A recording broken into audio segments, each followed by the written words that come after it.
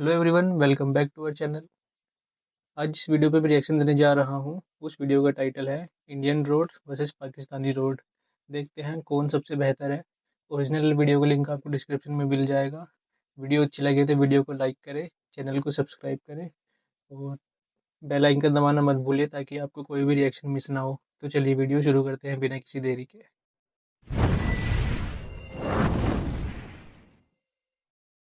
Hello friends, मैं हूं fact भाई। और क्या आप जानते हैं, इंडिया और पाकिस्तान जो कभी एक दूसरे की लाठी बनकर चलते थे, उनके सफर का पहला रास्ता यानी रोड कब बना था? मैं बताता हूँ। इंडिया में सबसे पहला रोड सन 1830 में बना था, पर पाकिस्तान यहाँ भी हमसे थोड़ा पीछे था, क्योंकि वहाँ पहला रोड इंडिया से 30 साल बाद यानी सन 1860 में बना था। अब लेट तो लेट सही, लेकिन यूएस के international newspaper the wall street journal के मुताबिक पाकिस्तान के रोड हमारे रोड से अच्छे हैं। पर कैसे? इसका एक रीजन तो ये है कि पाकिस्तान अपने रास्तों का कॉन्ट्रैक्ट चाइना और मलेशिया जैसी कंट्रीज को देता है। पर इसके दूसरे सारे रीजंस जानने से पहले, क्या आपको पता है कि आज जहां पाकिस्तान एशिया का सबसे बड़ा ऐसा देश है जहां ट्रैफिक डेथ्स होती हैं, वहीं इंडिया दुनिया में होने वाले 11% ग्लोबल डेथ यानी 4.5 लाख क्रैशेस हर साल देखता है। तो आपको क्या लगता है, पाकिस्तान रोड और इंडियन रोड दोनों में कौन बेहतर है? रोड की इस रेस में किसका पलड़ा भारी है? देखते हैं हमारे आज की video Pakistan road versus Indian roads में।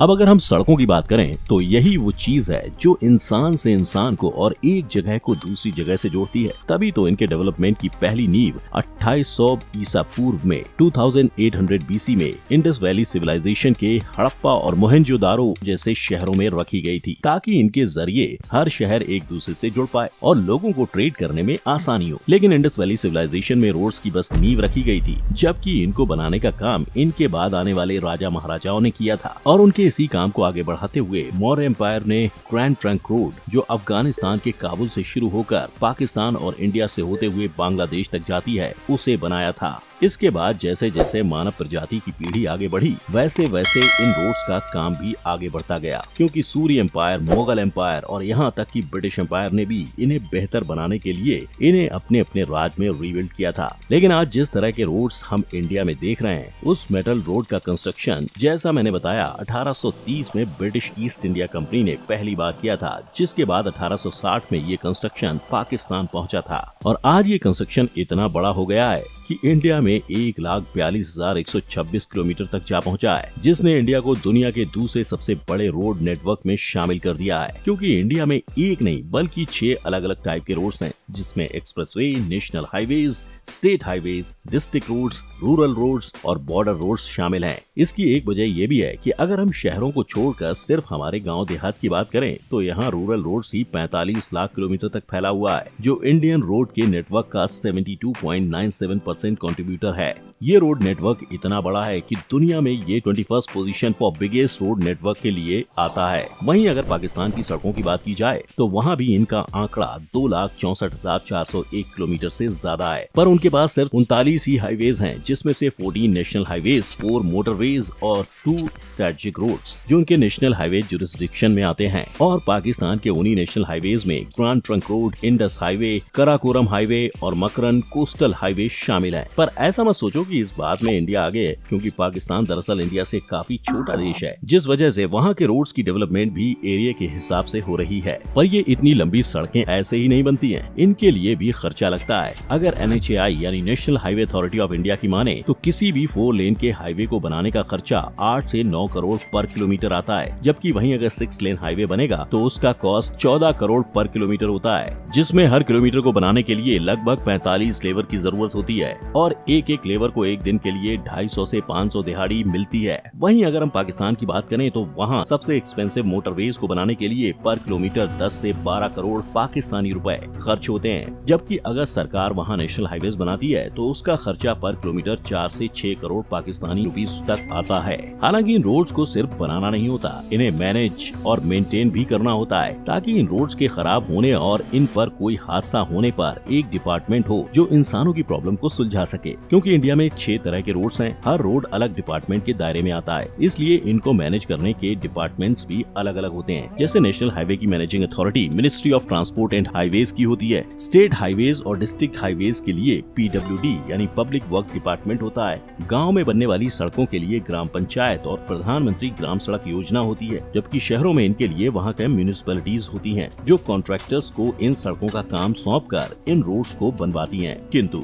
दुनिया में ईमानदारी कितनी ज्यादा है, इसका अंदाजा आपको टोल नाका पे टोल देते वक्त समझ आ जाएगा। क्योंकि गवर्नमेंट हर जगह काम नहीं कर पाती, इसलिए वो इन रोड्स को बनाने का काम प्राइवेट कॉन्ट्रैक्टर्स को देती है, ताकि वो इन्हें बनाकर उनका ध्यान रख सके और बदले में ये कॉन्ट्रैक्टर्स अपना कॉस्ट निकालने तक लोगों से टोल लेते रहते हैं। लेकिन ये कॉन्ट्रैक्टर्स वहाँ भी सरकार से धोखा करते हैं और इकट्ठा हुए टोल का पूरा हिसाब तक सरकार को नहीं देते, जिसका सबूत है इंडिया में हुए ये टोल स्कैम्स। पर वहीं अगर हम पाकिस्तान की बात करें तो उनके हालात थोड़े अलग हैं, क्योंकि वहाँ हर तरह की सड़कों को मैनेज करने के लिए एक ही अथॉरिटी है, द नेशनल हाईवे अथॉरिटी, जो वहाँ की ओवरऑल सड़कों का 4.6% मैनेज करती है, जिसमें मोटरवेज, हाईवेज, स्ट्रेटेजिक रूट्स सभी शामिल हैं। परंतु आप ऐसा बिल्कुल मत सोचो कि पाकिस्तान में सड़कें कम है और एक ही अथॉरिटी है तो वहाँ स्कैम नहीं होते होंगे। ना, ऐसा बिल्कुल नहीं है, क्योंकि दुनिया के हर कोने में करप्शन फैला हुआ है। और हम तो इंडिया के बिछड़े भाई पाकिस्तान की बात कर रहे हैं, जहाँ इंडिया की ही तरह करप्शन में कंजूसी नहीं होती।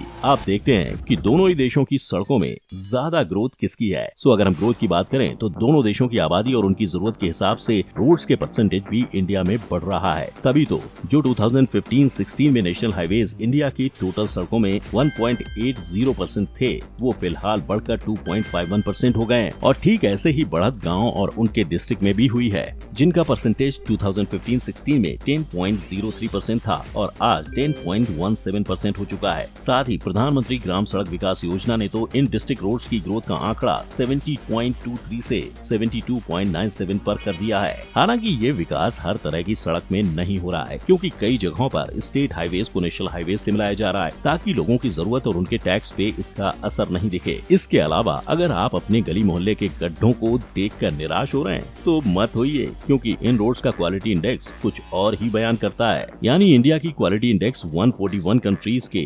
4.07 आउट ऑफ 10 पॉइंट्स के पीछे छोड़ते हुए 4.5 है और ये हर साल इम्प्रूव हो रही है। वहीं इस रेस में पाकिस्तान भी इंडिया से थोड़ा ही पीछे है, क्योंकि उसकी सड़कों का क्वालिटी इंडेक्स 2019 में 4 पॉइंट था, जिसमें पाकिस्तान ने रातों रात तरक्की नहीं की है। इसके पहले पाकिस्तान की सड़कों का हाल काफी साल तक बुरा था, फिर इससे सबक लेते हुए वो अब इनको सुधारने में लगा हुआ है। और क्योंकि पाकिस्तान किसी भी रेस में इंडिया से पीछे नहीं है, इसीलिए तो हर साल इनका भी व्हीकल का ट्रैफिक 3% से और पैसेंजर ट्रैफिक 4.5% से बढ़ रहा है, जो पाकिस्तान गवर्नमेंट को वहाँ की सड़कें सुधारने का मौका दे रहा है। नेक्स्ट अब हम बात करते हैं कि कौन से देश के रूल्स और रिस्ट्रिक्शंस ज्यादा सख्त हैं। इंडिया के एक्सप्रेसवेज पर 120 किलोमीटर पर आवर की स्पीड लिमिट है और हाईवेज पर ये स्पीड लिमिट हैवी और नॉर्मल व्हीकल के लिए 100 किलोमीटर है।